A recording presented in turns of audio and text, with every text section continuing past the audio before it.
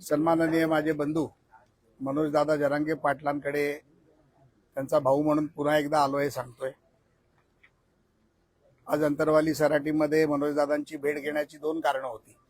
एक, 30 तारखेला दादानी माननीय विखे पाटील साहेब मी स्वतः येऊन त्यांना विनंती केली, माननीय मुख्यमंत्र्यांच्या मान्यतेने जी एसओपी दिली त्या एसओपी त्यांनी मराठा विषयाचे अभ्यासक तज्ञ सर्व जिल्ह्यातले विभागातल्या लोकांची चर्चा करून सर्व आपण मराठा बांधवासमोर जनतेसमोर मीडियासमोर केल्यानंतर त्याने आमच्या विनंतीला मान ठेवून उपोषण सोडले।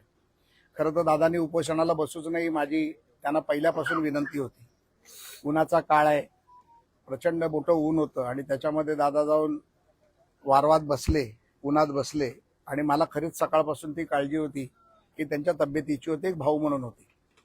परंतु मी पहिल्यांदा त्यानंतर मीडियासमोर आज पहिल्यांदाच येतोय, कारण हॉस्पिटलमध्ये गेलो तेव्हा त्यांची तब्येत बरी नव्हती, ती पाहण्यासाठी गेलो होतो। तर मी त्यांचा आभार मानायला आलो की आपण ते उपोषण आमच्या शब्दासाठी माझ्या शब्दासाठी मागे घेतलं, त्यासाठी मी तुमचा शतशः आभारी आहे। त्यानंतर माझं त्यांचं बोलणं झालं आणि मग अनेक निर्णय आपण त्या प्रक्रियेमध्ये केले। मला असं वाटतं की हे निर्णय करत असताना जेवढे फास्ट निर्णय किंवा जेवढे फास्ट GR या मागच्या 10, 12, 15 दिवसात झाले तेवढे कदाचित कधी झाले नव्हते।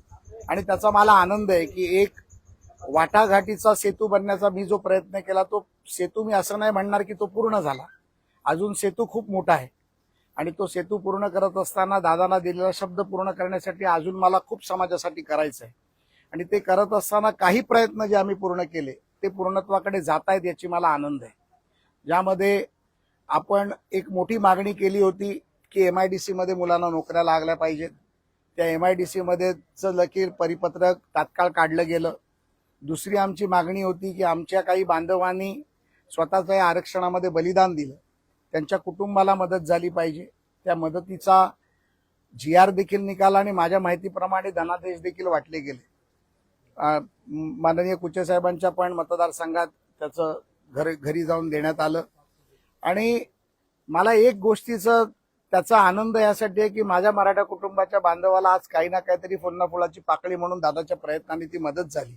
आणि आज ग्रामीण भागातल्या एका कुटुंबाला 10 लाखाची जर मदत झाली तर निश्चितपणे त्याच्यासाठी एक आधारवड निर्माण होतो आणि आधारवड दादांच्या आशीर्वादाने आणि माननीय देवेंद्रजींच्या प्रयत्नांनी झाला, याचा देखील मला आनंद आहे। त्यानंतर आमची मागणी होती की आम्ही SOP बनवावी आणि ती SOP दादांना दाखवूनच बनवली गेली। त्यामध्ये काही छोटे मोठे सुझाव सुचवले होते, ते 2 दिवसानंतर करून पुन्हा दादांकडे पाठवले गेले। हे सगळे कागदपत्र मी इथं आणलेले आहेत, ती SOP देखील दिली गेली। त्यानंतर हैदराबाद गॅझेटच्या माध्यमातून आपली कुणबी प्रमाणपत्र वाटली गेली होती, त्याचं व्हॅलिडेशन होत नव्हतं, त्यासाठी काही नियमावली आपण बनवायची होती। मी काल रात्री दादा G श्रीकांत साहेबांशी पण बोललो, डिव्हिजनल कमिशनरची, ते मैसूरला आहेत, परंतु त्यांनी तात्काळ मिसाळ साहेब आणि छत्रपती संभाजीनगरला ऍडिशनल कलेक्टर मॅडमशी पण माझं बोलणं करून दिलं। आणि त्या पद्धतीमध्ये ज्या पद्धतीमध्ये अपेक्षित आम्हाला आहे त्या पद्धतीमध्ये आज मराठवाड्यामध्ये तरी काम चालू आहे, तसंच काम पश्चिम महाराष्ट्रात देखील चालू आहे। कोकण आणि इतर डिव्हिजनमध्ये आम्ही आढावा घेतो आहोत। आचारसंहिता 22 तारखेपर्यंत आहे, त्यामुळे काही गोष्टीची अडचण आहे, परंतु आपण एक गोष्ट लक्षात घेतली पाहिजे, दादांच्या प्रयत्नामुळे 1 तारीख म्हणजे 30 तारखेला दादांचं उपोषण संपलं आणि 1 तारखेपासून 18 तारखेपर्यंत जवळजवळ 613 नवीन अर्ज आले आणि त्या नवीन अर्जापैकी 476 लोकांना जात पडताळणी प्रमाणपत्र दिलं गेलं आणि 137 अर्ज शिल्लक आहेत, त्याची देखील मी माहिती घेतली। येणाऱ्या 3-4 दिवसात ते देखील अर्ज केले जातील। दादांची सर्वात मोठी मागणी होती की शिंदे समितीला पुन्हा 1 वर्ष मुदतवाढ द्यावी, ती शिंदे समितीची मुदतवाढ देखील आम्ही दिलेली आहे। आणि त्यामध्ये शिंदे समितीला जे 58 लाख नोंदी मिळाल्या, त्या नोंदी जिल्हानिहाय, तालुकानिहाय, ग्रामपंचायतनिहाय आपण प्रत्येक ग्रामपंचायतीत त्या लावायच्या आहेत, त्याच्या दिवंडी पिटवायच्या आहेत, त्याची एक प्रत 58 लाख नोंदींचा एक त्याला आपण पेनड्राईव्ह नाही म्हणणार, त्यासाठी हार्ड डिस्कच द्यावी लागेल, की हार्ड डिस्क दादांना द्यायची आहे आणि त्याच्या प्रिंटेड कॉपी देखील दादांना द्यायची आहे, जेणेकरून समाजाची लोक घराघरामध्ये गावागावामध्ये जाऊन एखादा जर व्यक्ती कोण आला नसेल, राहिला असेल, त्याला माहीत नसेल तर तो येऊन त्याचं नोंदणी प्रमाणपत्र घेऊन जाईल। ते देखील आपण केलंय। तो डेटा खूप मोठा असल्यामुळे त्याच्यावरती मंत्रालयात एक कक्षच काम करतंय आणि मला वाटतं 30 दिवसाची आम्ही दादांची त्यासाठी मुदत घेतली होती. 30-32 दिवसात तो देखील डेटा देण्याचं काम आणि गावागावात दवंडी पेटवून काम करायचं चालू झालंय. एका गोष्टीचा आनंद असा आहे की सन्माननीय विखे पाटील साहेब या उपसमितीचे जे अध्यक्ष आहेत, माननीय मुख्यमंत्र्यांच्या आशीर्वादाने माननीय एकनाथरावजी शिंदे साहेबांनी देखील याचा आढावा माझ्याकडनं दादा घेतला आणि त्या सगळ्यांच्या आदेशानंतर यंत्रणा जी जोरात कामाला लागली आहे. यामध्ये आता ऍडिशनल कलेक्टर मिसाळ साहेब देखील इथे आलेत, परंतु सरकारची एक भूमिका फार स्पष्ट आहे की यामध्ये कुठल्याही अधिकाऱ्यांनी समाजाच्या लोकांना कुचकाई काम करून शुक्राचार्य झारीतले बनण्याचा प्रयत्न केला तर त्याला सोडलं जाणार नाही. हे आपल्या माध्यमातून मी सांगतो. हे असं समजा की सरकार म्हणून मी तुम्हाला सांगतोय आणि यामध्ये वैयक्तिक एक लोकप्रतिनिधी म्हणून, आमदार म्हणून दादाला मी शब्द दिलाय आणि जेव्हा जेव्हा दादानी मला आतापर्यंत आता या मागच्या 10, 12, 15 दिवसात फोन केले तेव्हा दादांना त्याचा तात्काळ निर्णय देण्याचा प्रयत्न मी केला. मी असं नाही म्हणणार की सगळीच कामं माझ्याकडनं होतील, परंतु जे काही शक्य आहे ते दादांसाठी, समाजासाठी, समाजाच्या हितासाठी कोणालाही न दुखवता मी परत सांगतोय. नाही तर आज दादा आणि मी भेटल्यानंतर आता काही लोक परत चालू करतील.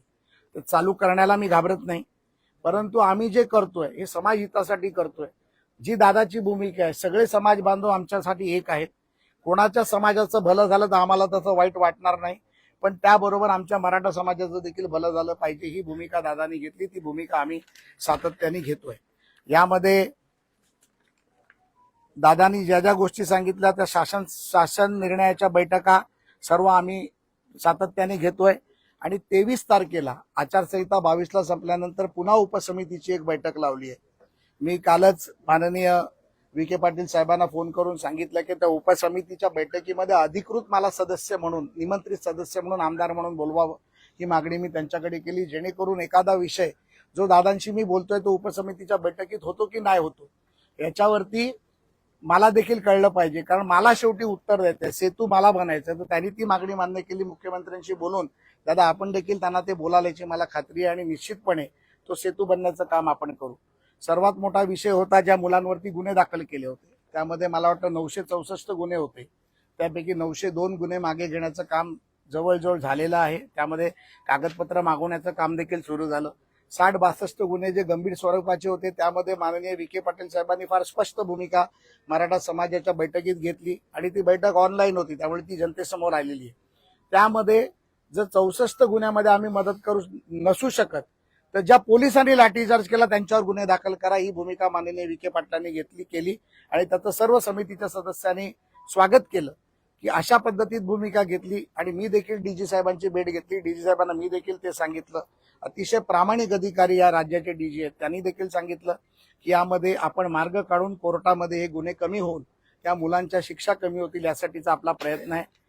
ऑफ द रेकॉर्ड काही कामं काही मुलांनी इथे आल्यानंतर मला सांगितली होती, जी एमपीएससीच्या मुलांच्या परीक्षेची होती, आपण SCBCचा ज्या काही निर्णय झाला तेव्हाची काही विषय होते, असे अनेक निर्णय होते ज्याच्यावरती आता चर्चा चालू आहे. तर ज्या दिवशी आपण उपोषण स्थगित केलं त्याच दिवशी आपण सरकारचे मनापासून आभार मानलेत. कधी नव्हे ते पहिल्यांदाच असं वाटलं लाडभाऊच्या माध्यमातून की मुख्यमंत्री साहेब मराठा समाजाचं काम करायला लागले, म्हणजे देवेंद्र फडणवीस साहेब जे आहे ते सत्य बोलतो. त्याने काय होतं म्हणजे माझ्या समाजाचं कल्याण होईल, नसता मी पण दुटप्पी भूमिकेत आहे का असं होईल. विखे पाटील साहेबांनी या दोघांच्या मध्ये आहेत, लाड साहेबाच्या आणि मुख्यमंत्री साहेबाच्या, न होणाऱ्या बऱ्याचशा गोष्टी करण्याचं काम कधीच मुख्यमंत्री साहेब करत नव्हते. ते यांच्या माध्यमातून मुख्यमंत्री साहेब करायला लागलेत.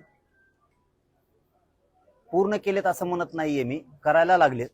म्हणजेच आमच्यासाठी ते एक आशादायी काम सुरू झालंय. आम्हाला पण मराठा समाजाला कुठंतरी आता आशा वाटायला लागली की नक्कीच काही दिवसात का होईना या सगळ्या मागण्या आपल्या कायमच्या तडीत जातील. आणि मी सांगताना सांगितलं होतं बाबा, या आंदोलन आता 3 वर्ष पूर्ण होत आहे. या आंदोलनाला कुठंतरी एकदा तोडगा काढायचा. तुम्हाला द्यायचंयच ना, ते एकदाच द्या.